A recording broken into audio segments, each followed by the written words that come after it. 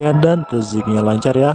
Oke, pada video kali ini Mimin akan mengajak untuk berpetualang yang tentunya akan menghibur kegalauan kalian. Oke, Mimin akan menceritakan sebuah film yang sangat seru sekali. Dan tak lupa Mimin ingatkan untuk membuat kopi dan duduk senyaman mungkin agar hati dan pikiran terasa lebih nyaman. Oke, film ini berjudul The Giant Dragon. Dikisahkan seorang pria yang telah mengikuti peperangan sebagai prajurit tingkat bawah, hingga diremehkan oleh para pejabat kerajaan. Namun akhirnya benar-benar epik dan di luar dugaan. Jadi tanpa lama-lama lagi, mari kita tonton. Di awal film kita dilihatkan dengan peperangan yang sangat mengerikan di sebuah perbatasan antara dua kerajaan, antara kerajaan Yin dan kerajaan Yao. Kerajaan Yin yang disebut sebagai kerajaan yang mewakili kegelapan, ingin menguasai dan menjajah seluruh daratan. Dan sedangkan kerajaan Yao ingin menjaga keseimbangan dan perdamaian. Kerajaan Yao dianugerahi seorang jenderal yang bernama Jianling, yang dianugerahi kekuatan naga biru yang dari dulu telah turun-temurun memilih keluarga Ling sebagai wadah dari naga tersebut. Saat Jenderal Jianling menerjang dan memasuki peperangan, kerajaan Yin dengan mudahnya dihabisi olehnya. Strategi perisai pun digunakan untuk mengeblok serangan panah yang diluncurkan oleh kerajaan Yin.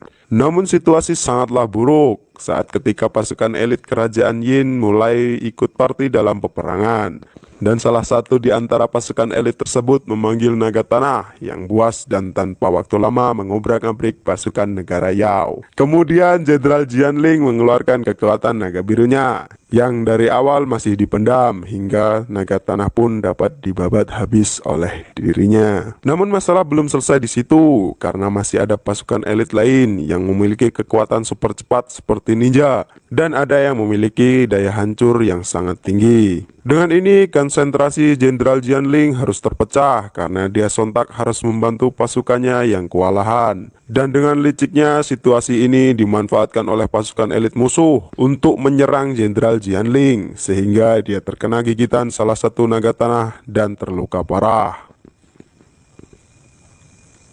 Kondisi sangatlah buruk. Jenderal Jianling dengan keadaan sekaratnya ditemui oleh pasukan tingkat bawah yang bernama Liu. Liu berusaha menolongnya. Dengan itulah Jianling tanpa pikir panjang langsung mentransfer inti kekuatan dari naga biru terhadap dirinya dan menyuruh dirinya untuk pergi ke ibu kota menemui adiknya yang bernama Jenderal Xuanling. Dengan perasaan bingung dan bimbang, Liu tanpa pikir panjang langsung berkuda dan menjauhi peperangan, bergegas ke ibu kota untuk menemui Jenderal Xuanling, adik dari Jianling. Di tempat lain, di ibu kota ada seorang wanita bertubuh mungil yang sedang berlatih dengan anak buahnya.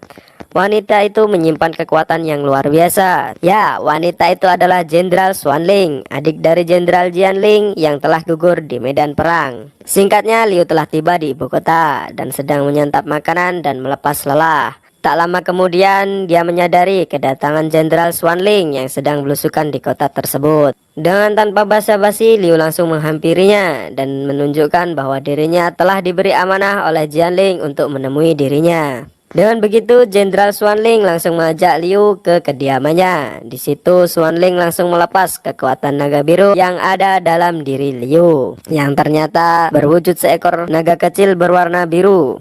Xuanling langsung hormat karena dari dulu keluarga Ling sudah dipilih oleh naga biru. Liu hanya bisa bingung melihat hal tersebut. Namun dengan sendirinya naga biru tersebut masuk kembali ke dalam diri Liu. Kemudian Xuanling mengajak Liu pergi ke ruang bawah tanah. Di situ Liu menjelaskan bahwa naga biru berubah wujud menjadi kecil karena dalam keadaan terluka pada saat berperang bersama kakaknya dan masih dalam proses pemulihan. Xuanling lalu menunjukkan bahwa di ruangan tersebut terdapat batu sakti yang dipercaya dapat memanggil naga biru. Namun tak disangka-sangka bahwa naga biru enggan keluar dari dalam tubuh Liu. Xuanling pun heran karena dari dulu naga biru hanya mau dan percaya terhadap keluarga Ling untuk ditempati dan menggunakan kekuatannya. Keluarkan naga biru dari dalam tubuhnya. Tak disangka pun berhasil. Kemudian mereka mencoba untuk berinteraksi satu sama lain, yang pada aslinya Liu tidak paham akan gerak-gerik dan percakapan dari sang naga biru. Pada keesokan harinya, para petinggi kerajaan Yao sedang mengadakan rapat di depan sang kaisar, membahas tentang gugurnya Jenderal Jianling dan naga biru yang telah hilang dalam peperangan di perbatasan. Dan salah satu dari menteri mengusulkan untuk menghindari konflik atau berdamai. Namun usulan itu pun ditolak oleh beberapa menteri lainnya. Di tengah-tengah perdebatan yang berlangsung, datanglah Jenderal Xuanling. Dia mengatakan bahwa kakaknya mungkin telah meninggal.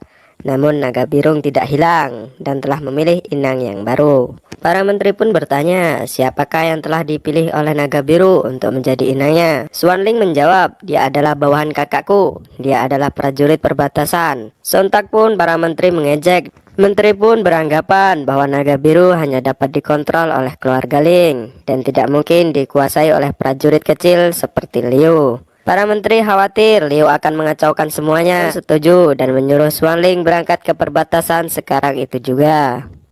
Dengan tanpa basa-basi, Xuanling pun menemui Liu dan mengajak berangkat ke perbatasan pada saat itu juga.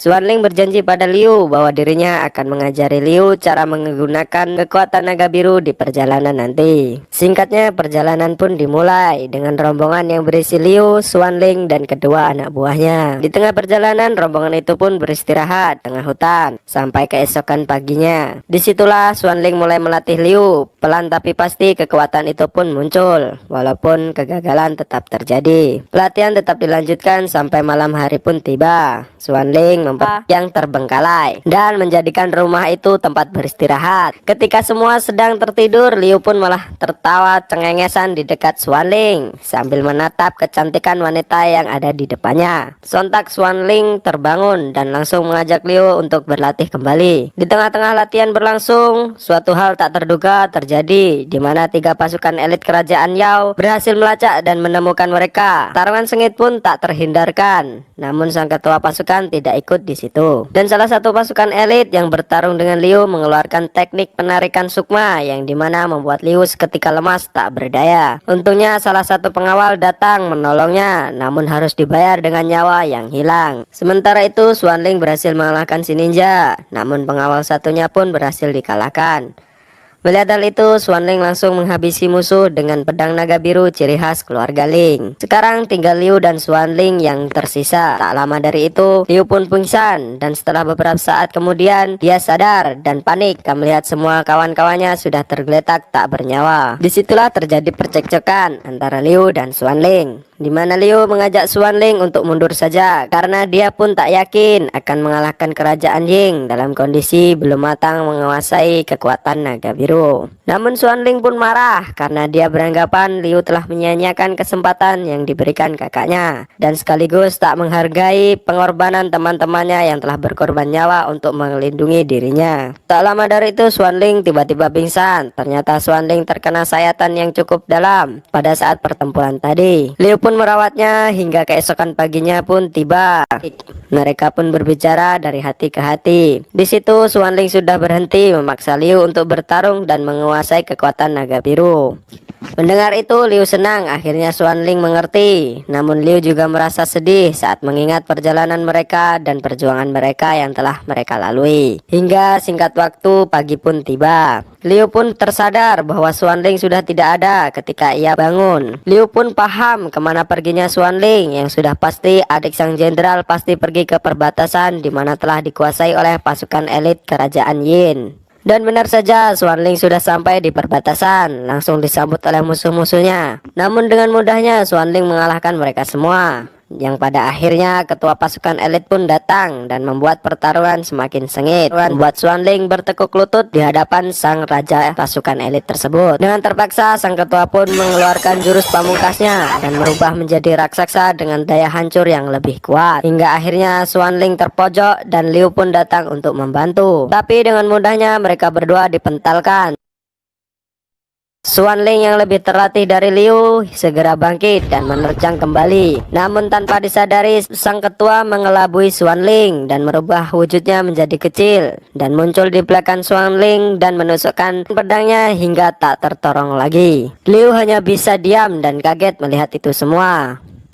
Lalu dengan kejamnya sang ketua memanggil naga tanah dan melemparkan mayat Xuanling untuk dijadikan makanan oleh naga tanah tersebut. Disitulah kesabaran Liu mulai habis dan tanpa disadari ia mengamuk dan menggunakan kekuatan naga biru secara penuh hingga ia terbang ke langit dan membentuk rasi berbentuk bintang naga. Kemudian kembali lagi ke bumi dengan wujud full power naga biru dengan kekuatan yang sangat dahsyat, bahkan melebihi kekuatan Jenderal Jianling sebelumnya. Dengan ini naga tanah pun dapat dihabisi dengan mudah. Pertarungan dengan ketua elit pun sudah nampak berbanding jauh dan terlihat Liu sangat mendominasi. Merasa terpojok, sang ketua pun memanggil naga tanah dengan kekuatan penuh dan bergabung menjadi sosok monster yang sangat mengerikan. Dan pertarungan menegangkan pun tak terhindar lagi, yang pada akhirnya karena Liu sudah terlalu kuat dan dapat mengalahkannya walau musuh dengan susah payah. Dengan ini sudah dipastikan perang kerajaan dimenangkan oleh kerajaan Yao, dan pastinya tetap berjaya dan kedamaian tetap abadi selamanya.